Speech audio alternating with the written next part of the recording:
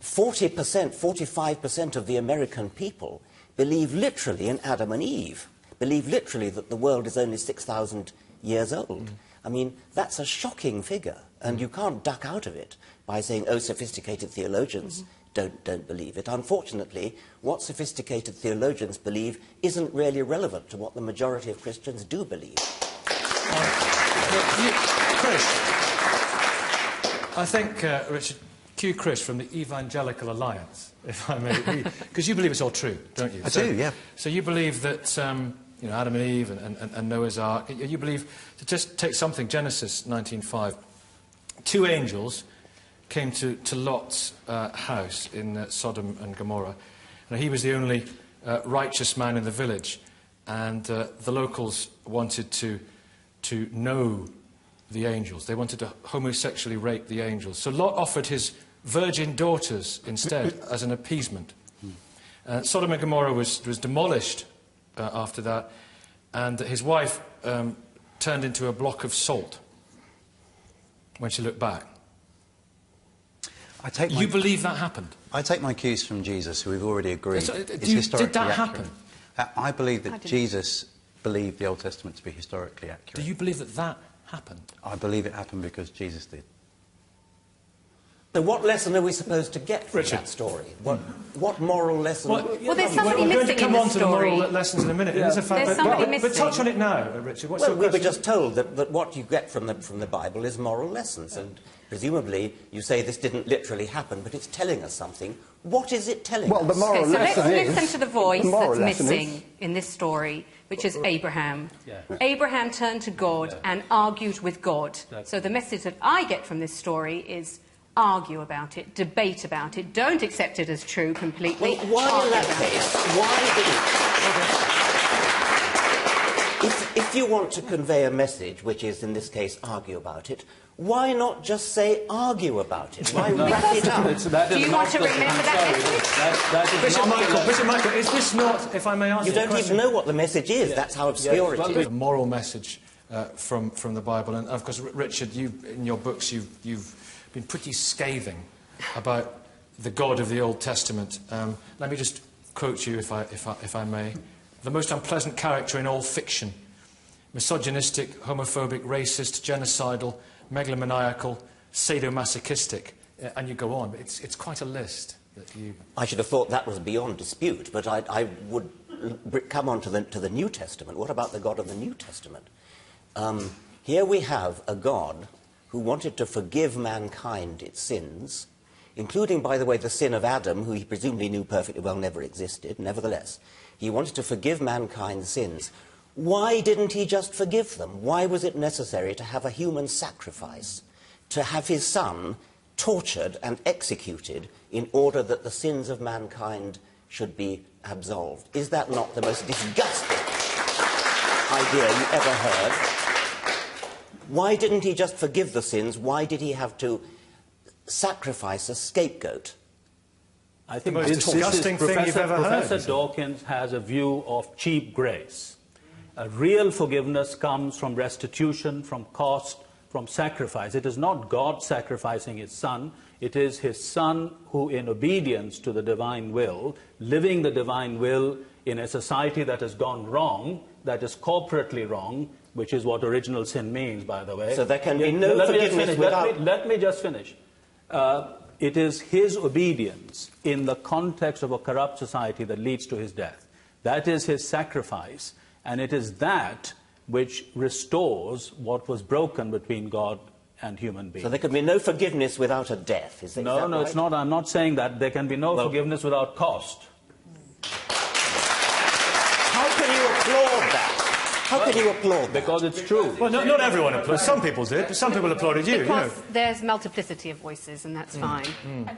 Richard, just to come back to you, what about the extraordinary things that Jesus said that the Bishop Stephen was talking about earlier on? For example, love those who persecute Oh, you. that's wonderful, of course. I mean, whoever said them, whether it was Jesus or not, whether there was Why something should it important- not be Jesus? Well, I don't care if it was Jesus. Yeah, It's a but why wonderful shouldn't thing it to have be? said. I mean, why? Jesus might have said, let him finish the sentence.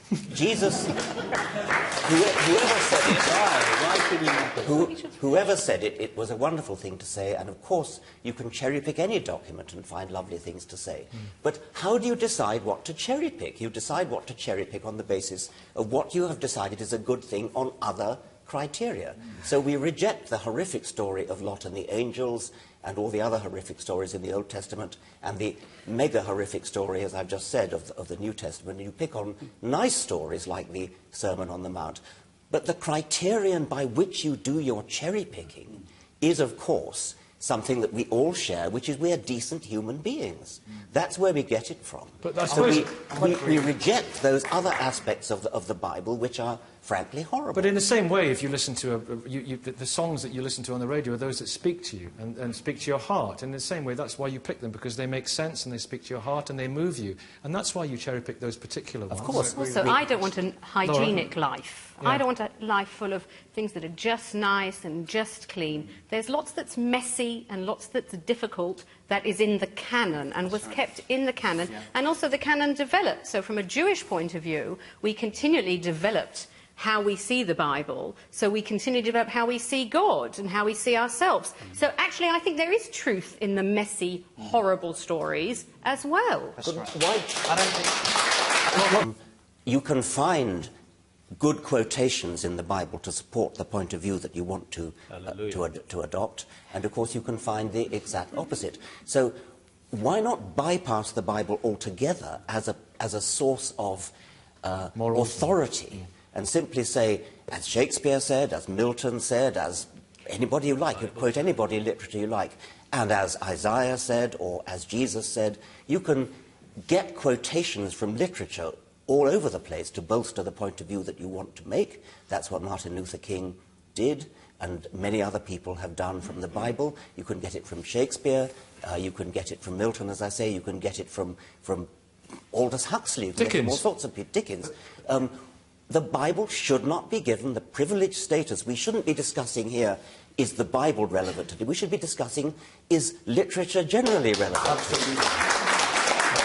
Well, of course you can find verses in the Bible that sanction slavery as well. You can, once again, you can cherry-pick. And why bother with the Bible at all when you can go straight to moral philosophy? Absolutely. I'm extremely scared of fundamentalism. The same fundamentalism that wants to convert people forcibly is the same voice as you have that says, why bother with this? What I'm concerned about is that you can't hear the different voices. Are you serious? Yes. Look, fundamentalism means tying your colours to a particular book. And it's Or exactly idea, what I'm, and rejecting everything else. Exactly what I am doing is saying, do not tie yourself to a book. Look at the good ideas, reject the bad ideas, accept the good ideas, find good ideas wherever you may find them. That's the very opposite of fundamentalism. Yes, absolutely. Fundamentalism is saying, we have here a book, we have to follow what's in that book. Okay, so that's not my approach That's to not Bible. your approach, but Certainly it's not. other people's Nor the approach. approach of most progressive people in this country. Precisely. But as a key source text on which we grow and which we develop. And Judaism has taken the Bible and added and expanded and expanded and expanded so that our rabbinic literature is vast, starting with the Bible. But we don't live in the desert anymore. We're not tribes in the desert, and there, thank God, no high priests. And so I live a very different Judaism than the biblical one. Richard, you want to come It is back? the Of course, I'm source. delighted by all that, and that's exactly what I'm advocating, that we should not live by a book. So- And I know you don't live by the book, but unfortunately, the vast majority But I of don't religious turn people around in and the say, world and do. therefore chuck it all out. The language that you use... Did I say chuck it all You out? said, why deal with the Bible at all? I said, why deal with the Bible as a moral text? I value the Bible hugely as a work of literature, as I've said in Yes. my book, The God Delusion, at some length. So, yes.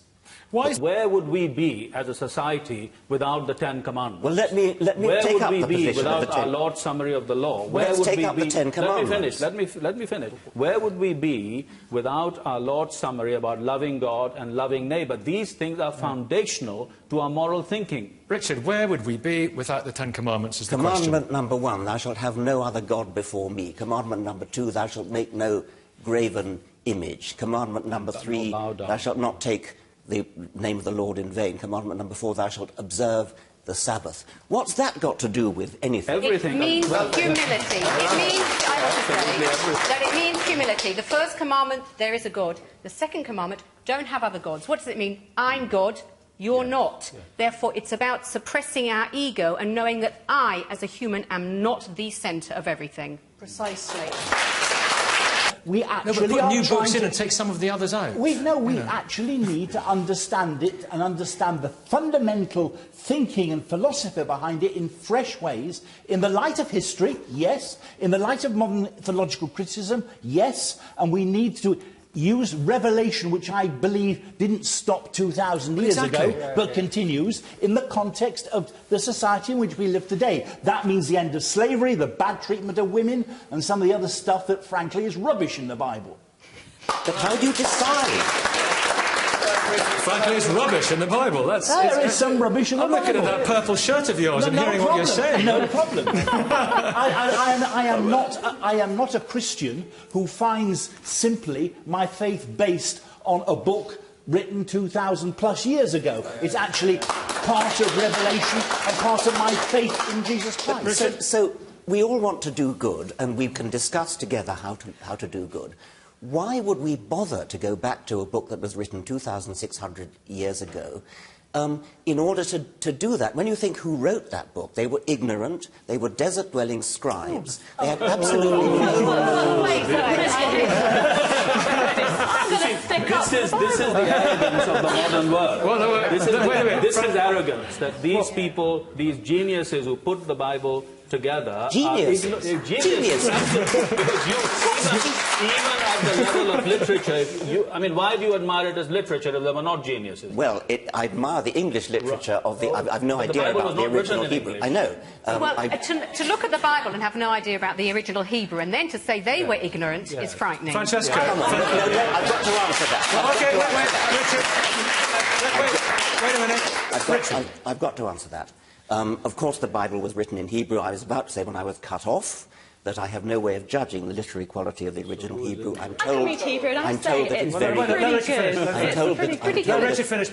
I'm told that the original Hebrew is a very good quality. Nevertheless, when we're talking about moral philosophy, when we're talking about the origin of the cosmos, when we're talking about the origin of life, when we're talking about why we all exist, there is no reason whatever why we should treat the writings of scribes in whatever it was, 800 BC, 600 BC, as being particularly wise. We could listen to Confucius, we could listen to the Buddha, there are all sorts of people we could listen to, and we could listen to modern philosophers as well and modern scientists as well. Once again, I come back to the point, there is nothing special about the Bible. If the Bible has any chance of lasting, it had better stick with the King James Version, because once it gets turned into modern English, everybody can read it and see what nonsense it is, whereas if you read it in the... We've only got 1 minute. Laura. I would say the Bible plus interpretations. Okay. The Bible as a source. Francesca. I think we cannot possibly understand Western culture and the history of Western culture without the Bible, and so for that reason... Your equivalent in 2,000 years will still be in business. I think so. I'll still be in a job, or people like me will still be in a job, yeah. Well, that's good news. That's true. Thank you all very much indeed for taking part. Thank you all very much. All the debates continue on our message board. Next week we're in Birmingham. We hope to see you there. Goodbye from everyone here in Bury. Have a good Sunday.